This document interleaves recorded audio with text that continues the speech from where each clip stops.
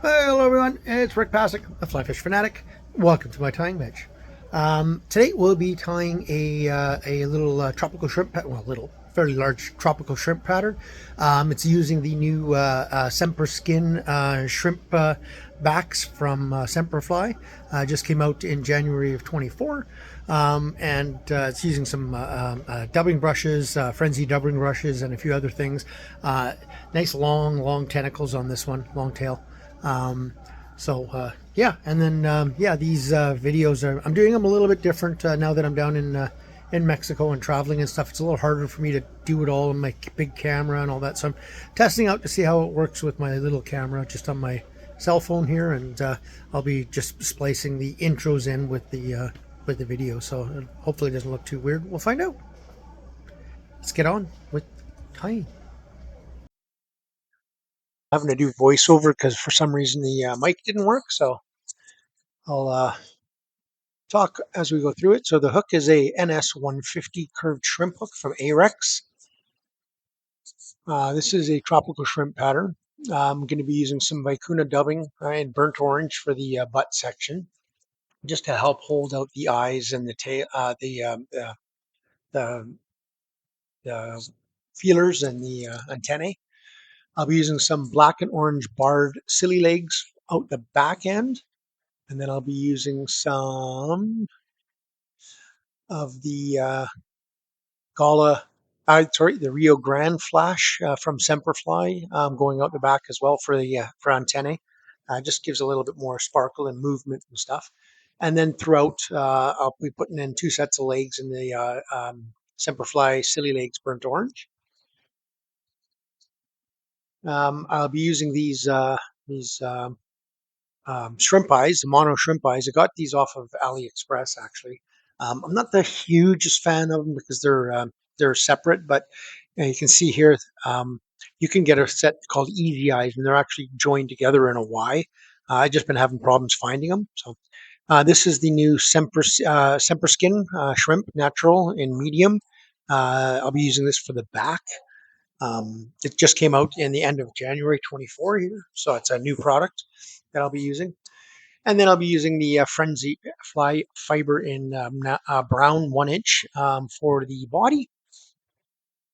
And I'll be using some Semperfli Nanosilk in white and some Semperfli Classic waxed in fluorescent red for this pattern. Hopefully it doesn't become too distracting with me mouthing in the background and me talking, but we'll see. So as usual, just tie in your thread, cover the body all the way, just to put a good base down just to make sure the hook is covered.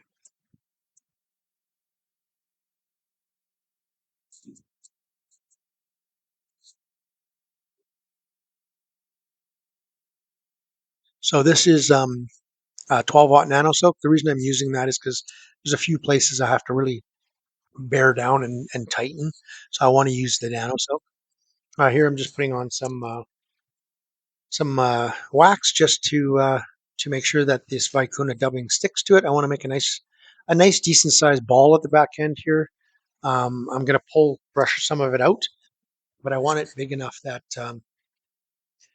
that it's going to flare out those legs and those antennae. Just dub that on, just kind of a loose dub at first here, and once I go around and it grabs, then I'll tighten it up on every turn. So as it grabs there, I'll start tightening, tightening, tightening, just to keep it in the same spot. And like I said, I'm just wanting to create a decent size bubble here at the back end just to help hold everything out. And I'm going to brush a little bit of this out too. It's just it's actually almost acts as a hot spot on top of it. So just brush some out with your dubbing brush. Don't go crazy because you do want to keep the bulk of that.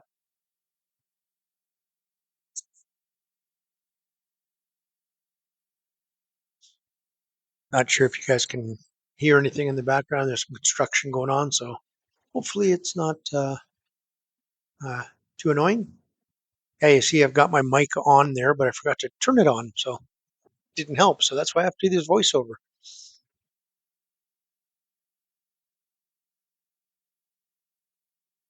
and I didn't really want to re-record the whole thing. It's almost a 20-minute video. So now what I'm doing here is I'm just getting a set of the Sili legs here, and gonna tie that in.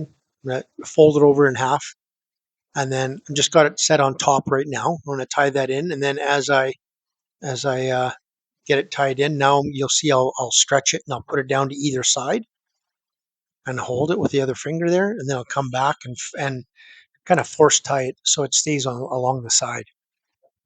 So those are about, it's probably close to 2 to 2.5 inches long, those legs. And I'll probably put in, I think they were close to 4 inch long with um, the flash. Now I'm just adding in the eyes. I tried to get this to sit. Sometimes it works, sometimes it doesn't. I tried to get them to sit like that, crossed over. But as soon as you start working them, they start popping around. So I ended up, you'll see, but I ended up putting them down each side of the shank and allowing that dubbing bulge out the back end to help hold them out. Plus, they are mono, so you can bend them out. So you'll see me playing around here a little bit with them. They weren't cooperating with me. That's why I like the easy eyes, because they're already preset in a Y, and you can get them in different sizes and stuff. So it's just they're not just much nicer, much easier to use. But these will do in a pinch. So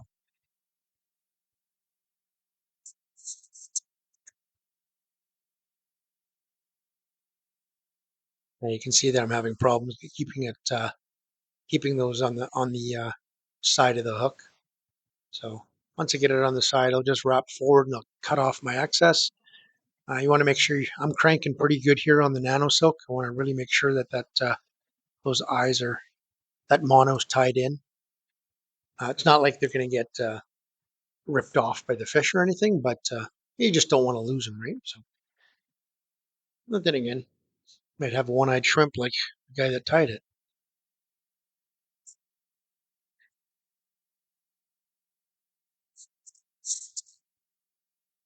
Just coming forward here, just tie it down,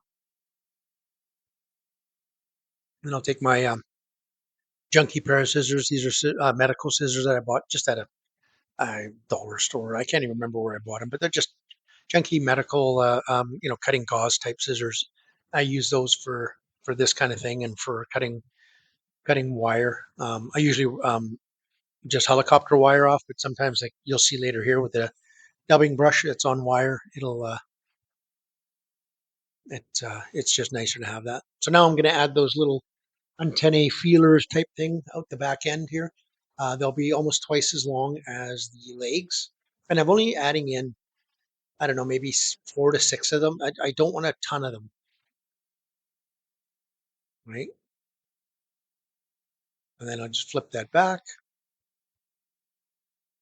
So this will act as like I said, first of all, as the antennae, and it'll also act as a bit of just a bit of flash. Now I just cut them a little shorter there because they were a little too long, and I just cut them at random lengths. Don't cut them all at the same length. Um, Things in nature just aren't ever perfect, right? So you can see I'm just cutting different lengths there.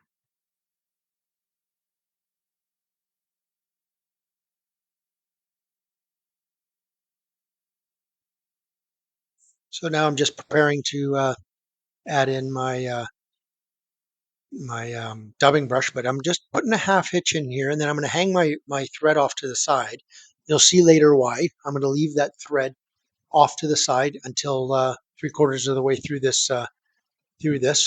That's a little magnetic thing that I just use to hold my materials out of the way, just to make them not so unruly.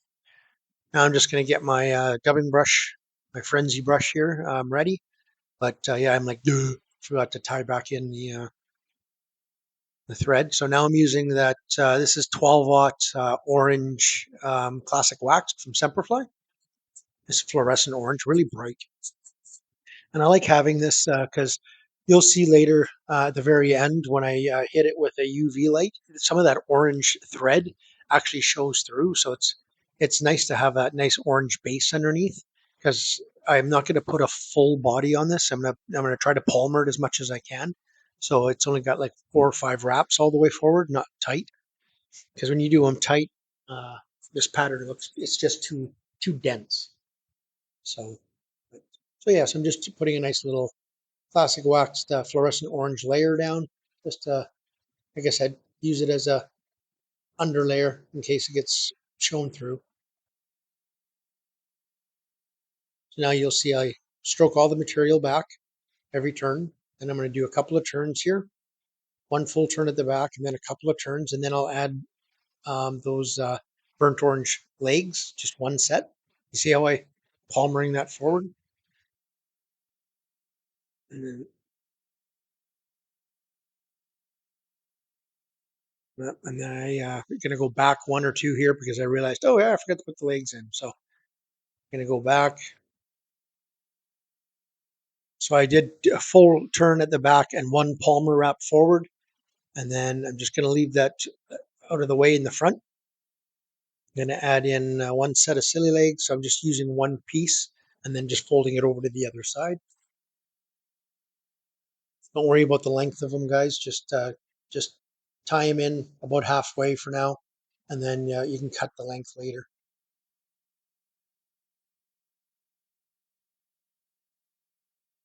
It's kind of an ugly tie as you do it, but when it's finished, it's a nice looking tie, and it holds together well because of the way it's tied. Come forward, a couple more palmers, add another set of legs.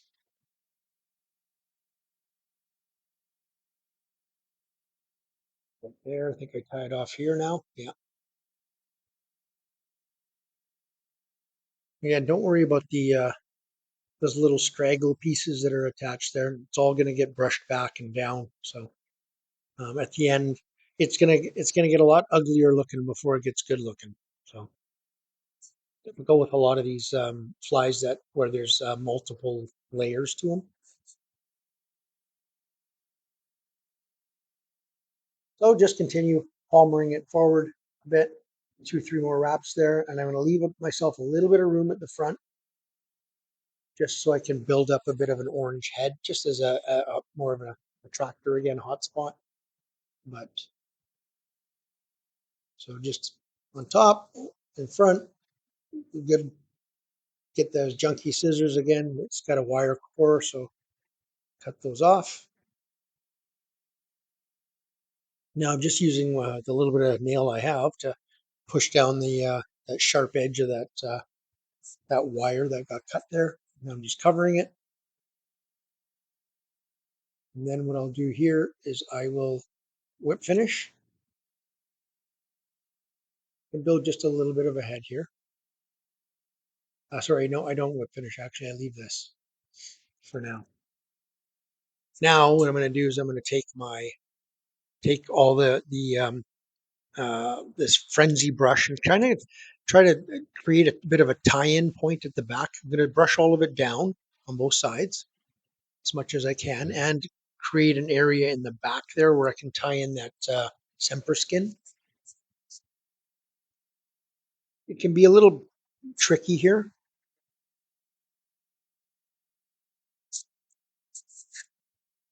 I don't I don't use a lot of these skins. I never have. I've usually used things like raffia and stuff. So here I tried to just hold all this material out of the way with one of these little hair clips, but it didn't work for me, so I ended up taking it out anyway. Didn't work the way I wanted it to work. I just basically it actually got in the way because I put the skin on, right? So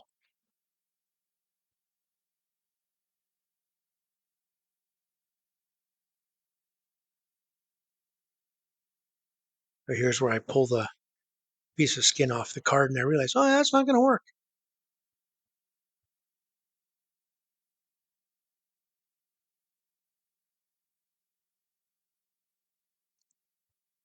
But that's all okay. So now I'm grabbing that white thread, that Nanosilk from earlier, bringing that back forward.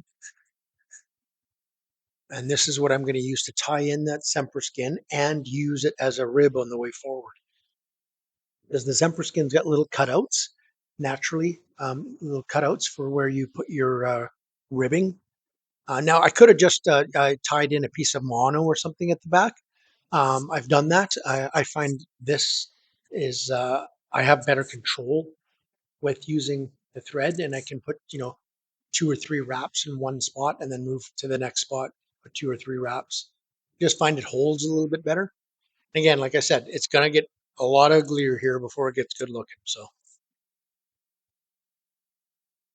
now I'm just going to go to the next little segmentation point, put a couple of wraps in.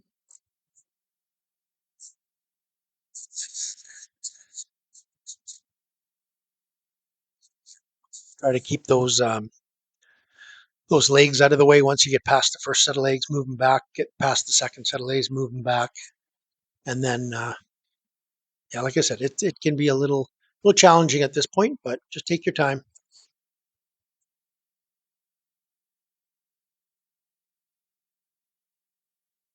Trying to get those front legs sitting forward so they're out of my way, but that didn't work either. So there you go. Now I'm just kind of wiggling my way through, as you would with wire going through hackle, right? Putting a couple of turns there.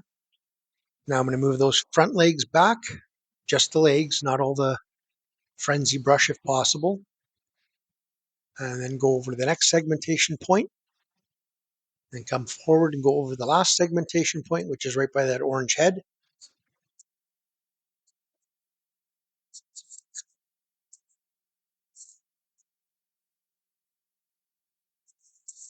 So I'm not too worried if it twists on me right away because I'm gonna tie that down better anyway. So I'm just tying right there at the last spot.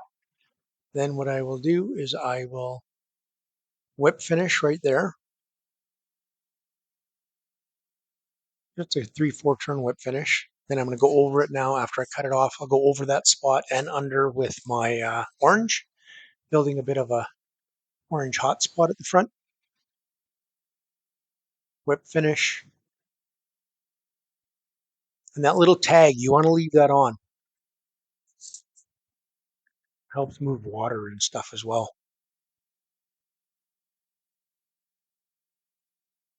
Now I'm just going to give it a whip finish. And then there's a bit of preening to do. I'm going to add a little bit of UV resin right to the head there, and then put that little piece of shrimp skin that's there, that Semper skin that I just folded over. I'll put that back down on top of it, and then I'll hit it with the UV light through it. But right now, I'm just gonna do a bit of preening, just brush all this stuff out, all that dubbing brush, get that out and off of the shrimp skin. Anything that was caught, pull that out. You can get pretty aggressive here. If you've tied it in well, it shouldn't hurt it at all. And then the legs, I'll be cutting those. See, I'm not sure if I do that right now. So I'm going to cut those. I want those about 1.5 inches long, maybe 2 inches at the most.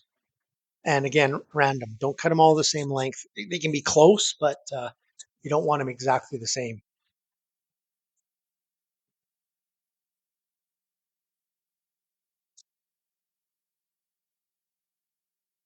And then those back legs and the antennae are there. So now I'm flipping that forward just to take a look, making sure. Flip it back, put a dab of UV resin on it, flip it back down on it, and then hit it with a UV light just to cure it.